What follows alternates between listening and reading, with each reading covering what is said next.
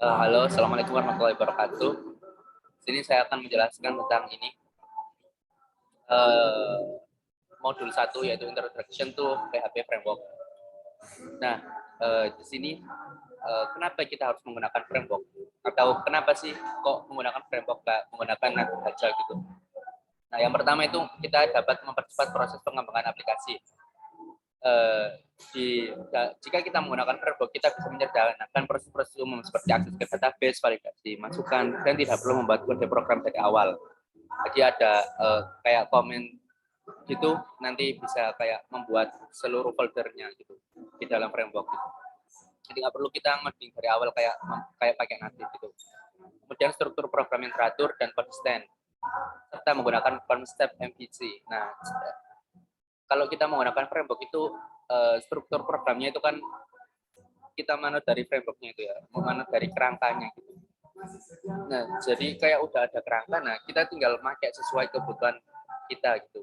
Dan konsepnya itu MVC, jadi lebih mudah dipahami dan juga kalau kita kayak misal tim develop tim, nah itu semua orang itu bisa gitu, bisa mendaur ulang coding kita.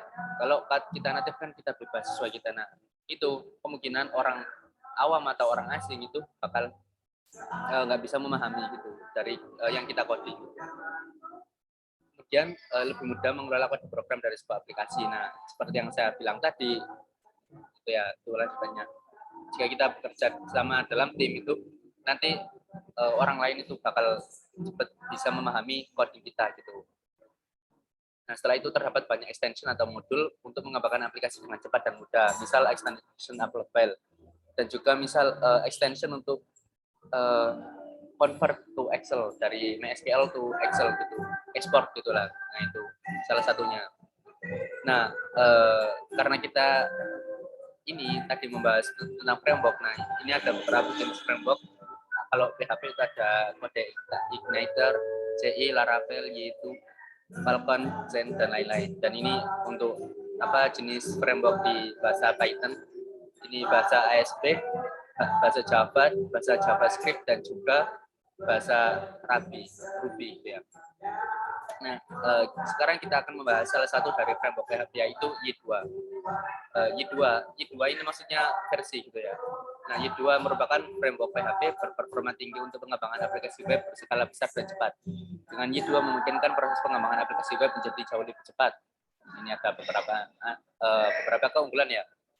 Terus Y2 dapat digunakan untuk mengembangkan segala macam jenis aplikasi web termasuk portal, forum, content management system, e-commerce, dan lain sebagainya gitu. Dan kenapa sih namanya Y? Nah, Y itu sebenarnya singkatan dari yes it is. It is fast, it is secure, it is professional, it is right for my next project. Jawabannya yes it is. Fitur-fitur dari Y2 yaitu ada predefined schema for user tabel. Jadi apa namanya, kalau kita menggunakan Y ini kita sudah dibuatkan skema untuk user tabel dan ada data dummy-nya gitu. Kemudian sudah ada tampilan user registration forms gitu. Mungkin di next modul saya akan menjelaskan tampilan gitu ya. Ini sebenarnya sudah bisa membuka sih tampilannya. Dilihat ya di sini ya, sudah ada dan sudah dijalankan juga di sini. Nah, ada loginnya gitu.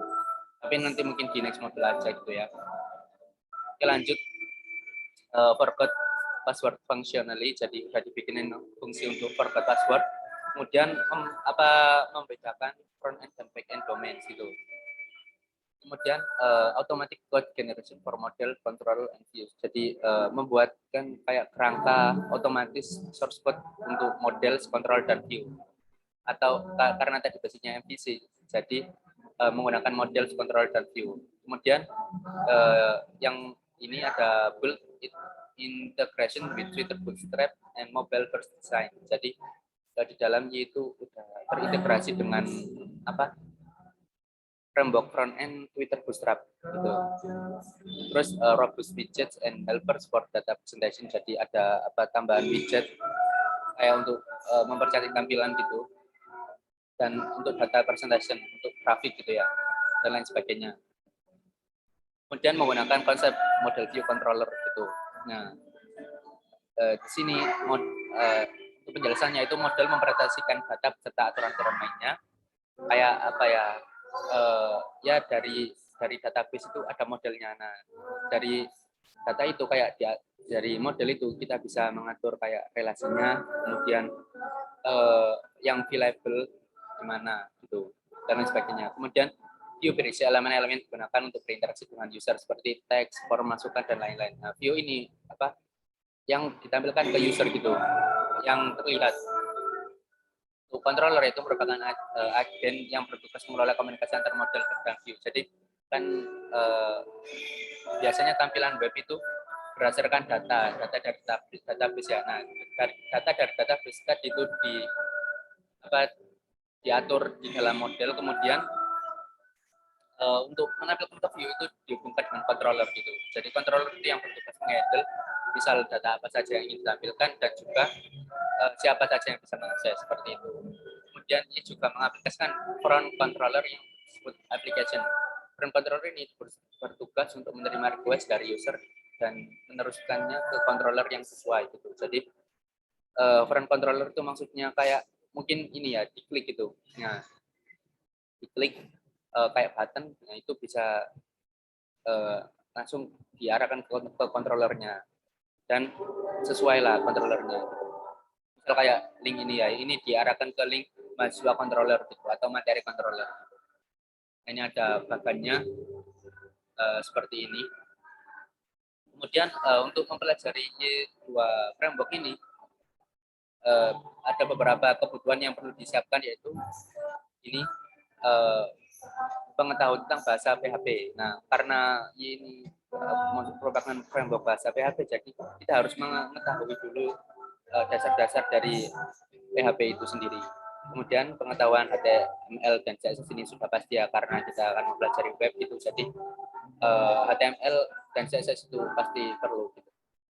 Meskipun kita kayak menggunakan JS, Vue atau dan lain-lain gitu, framework JS yang ada itu, nah kita harus tetap paham bagaimana cara HTML bekerja gitu. Dan kemudian Y2 framework adalah menggunakan konsep OOP, Object Oriented Programming, jadi nggak menggunakan prosedural, jadi kayak ada beberapa kelas gitu dan nanti ada objek dan instansiasi dan lain-lain. Jadi kita harus memahami konsep dari OOP terlebih dahulu.